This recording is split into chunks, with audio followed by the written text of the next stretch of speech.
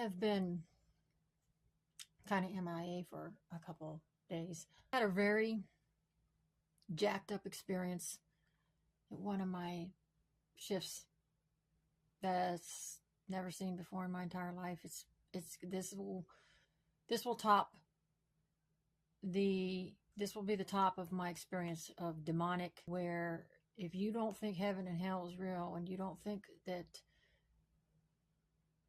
demons or whatever they send to come get you and collect your soul when you die, you don't think that's real, it's real.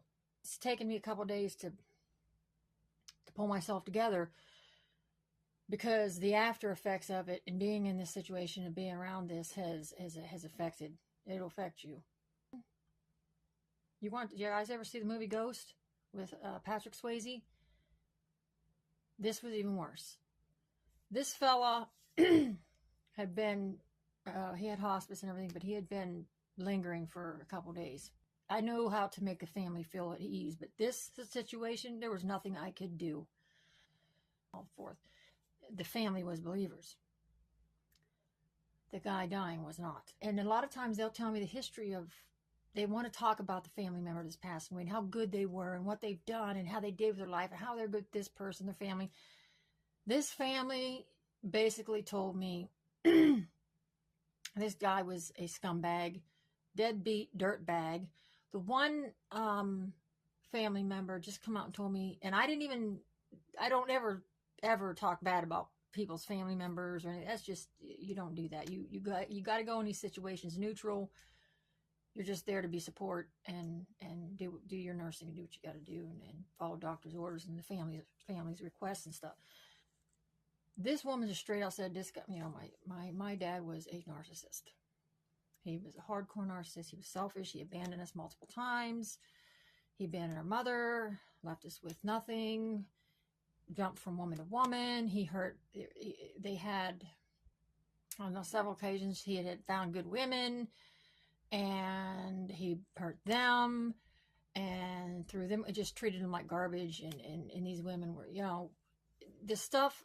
And here, when she's telling me this story, I'm relating because I've been through this, and I'm going, oh my goodness. And I'm thinking, why are these people here? I'm surprised they're here. Well, they were born again Christians, and they were doing what they believe, honor your mother and father. They're just being there for him. Okay. Some of the family members did not show up. Some of the siblings didn't want to be there. They didn't want to do with them, but some of the ones tried to uphold try to be there. The wives, none. One of them showed up, said, hell with him, good riddance.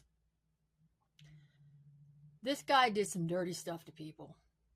And at any time, I had asked, I said, at any time, did he ever try to make amends? Did he ever try to repent? Did he try to fix anything? Did he go to anybody? She goes, no, he would always blame. He would always, and I'm like, yeah, that's kind of what a narcissist does, They pretend like they don't do no wrong and blame everybody. And I'm like, geez, man, it's terrible, but, and I told him, I said, it's really kind of you and good-hearted of you to come here, at least support him and not let him be alone when he passes away. Now, this guy he was incoherent at this point. He was going to pass away that evening. And there's like 4 or 5 family members there. And these rooms are small. He was starting to get the agonal breaths every couple hours. I had spoke to the hospice nurse. She had come in by that time, and we discussed what we were doing. And I went to my cart, was passing some meds to other patients. Family member comes back out and says, "Could you come in here for a minute?" I come in here. I go in there. This guy's acting strange, and I knew. I just, in my beliefs of heaven and hell, I'm thinking, okay, this guy, he's on his last leg. I mean, I'm seeing he's going to pass away any minute. He's got some the agonal breaths going on. He wasn't. I knew he could hear, but he wasn't opening his eyes. He wasn't doing anything. All of a sudden, this guy backs up. He stiffens. His body stiffens like you would stiffen if you're seeing something or you're scared. His eyes pop open. He's stiff as a board. Kind of pushes himself up against the bed and starts screaming that he's not going. He's not going. He's not going. No, I mean the full on, full blown. And you want to talk about the family freaking out? They're trying to hold him down. They can't believe that 1 minute he is completely ready to just go, and the next minute he's acting like he's ready to jump out of that bed and run for his life. The part, now that part, it does scare you. It freaks you out a little bit, but I knew what was going on. And I know they know what was going on. Maybe some of them knew what was going on. But what freaked me out was when I was over by the side of the bed, I had to tell, there was no IV access. This is a nursing home. He's on hospice. What he was getting was oral morphine and stuff like that. I couldn't shoot him up with something and knock him out. There's nothing I could do, it was almost like he couldn't hear what anybody else was saying when they're trying to calm him down on all. He's got his eyes fixed on whatever is standing in front of him or hovering down on him. These neon lights, those long, whatever, stupid hospital lights, the long ones. And this was an old nursing home. The lights start flickering. We never had any. I've never the whole few hours. Hours I'd already been there. I was there from 7 p.m. to 7 a, and I'd already been there 4 or 5 hours. Those lights never did that. They started flickering, and I knew. I'm going, oh my God, this is not happening. This is not happening. I've never seen this. I've never seen it to this extent before. I've seen people get up, open their eyes, and look at something and talk to things, but I didn't see this. Never seen this before. Never seen this before. I started praying. Yes, I started praying. Now, I wasn't going to get up and do the whole in front of everybody because I didn't want to offend the family, but I started praying. I was doing some, trying to rebuke and everything. And weird as it is, it was so weird. Something said, you can't stop this. There's nothing you can do. And I'm looking around. Now, this room is small. The room is small. There's about, there's 5 people besides myself in that room. So it was pretty packed. And plus they had like some carts in there with food and snacks on it because they, for people, their family was waiting. And then there's a curtain. The sad part, here's the messed up part. There was 2 people in this room. So there was another person over in the other, this poor old, I feel so bad for this person. There was another person on the other side. This wasn't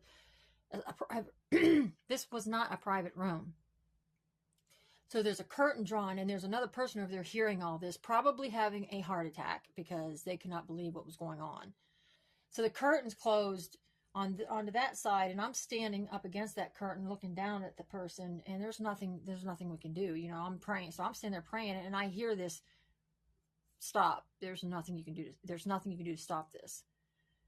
And I had my head down, and I look up, and I'm just looking around, and nobody's even looking at me. They're not, I'm thinking it's somebody that's talking to me. And I'm like, oh my gosh, I think there was an angel or something, or I know it wasn't bad. I mean, a bad spirit or anything. It's whether it was an angel, just watching him get taken away. But he was seeing the angel of death, the angel, whatever it is, the fallen angel, the demon, whatever, coming and taking him, because he is screaming, I'm not going, no, no, no.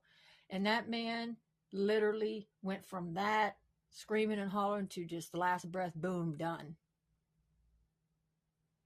And the lights were flickering. And everybody, I'm trying not to laugh. I wasn't laughing then, but when I sit and think about it, and when I looked up and I just looked at everybody, they were shocked. It was silence. Absolutely, you could hear a pin drop. Absolute silence, and everybody they were in shock. Because I don't think they really truly believed what they were seeing. And I wasn't going to tell them. I wasn't going to sit and go, hey, your father just got taken down to hell. They just came and got him. The only difference between this and Patrick Swayze's movie is you didn't see the dark, like, you didn't see the shadow come and grab him. You didn't hear that sound. That was the only difference.